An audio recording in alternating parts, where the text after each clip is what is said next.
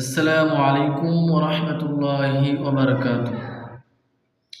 সম্মানিত ভাইয়েরা আমার, পৃথিবীতে যত কিতাব রয়েছে তার চেয়ে সবচেয়ে সুন্দর কিতাব হচ্ছে আল কোরআন।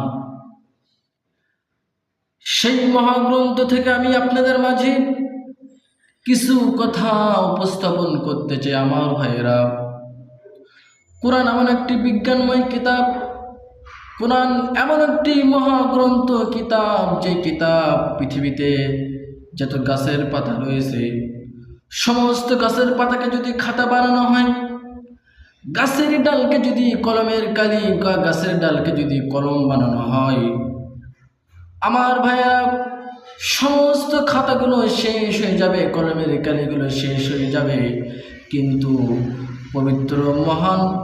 পবিত্র মহাগ্রন্থ আল কোরআনের কথার গুরুত্ব বলে শেষ করা যাবে না।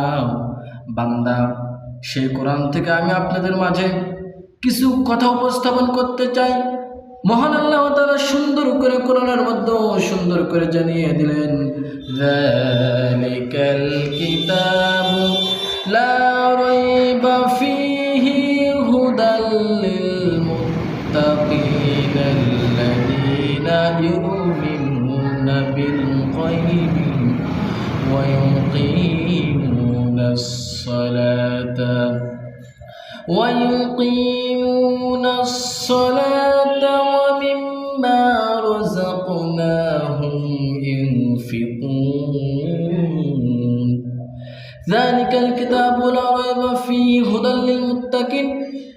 এটা এমন একটি কিতাব, এমন একটি গ্রন্থ যাতে কোনো সন্দেহ নাই, যাতে কোনো ভুল নাই।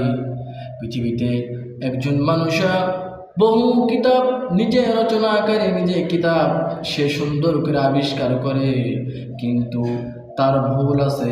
কিন্তু মহান আল্লাহ তাআলা আসমান থেকে আপনার জন্য, আমার জন্য যে কিতাবটা নাজিল করলেন, এই কিতাবে কোনো ভুল নাই, এই কিতাবে কোনো ত্রুটি নেই। আসুন আমার ভাইয়েরা, রাজনৈতিক, অর্থনৈতিক, পারিবারিক, সামাজিক সকল ক্ষেত্রে আমরা কোরআনের বিধান অনুযায়ী চলি, কোরআনের আইন অনুযায়ী চলি।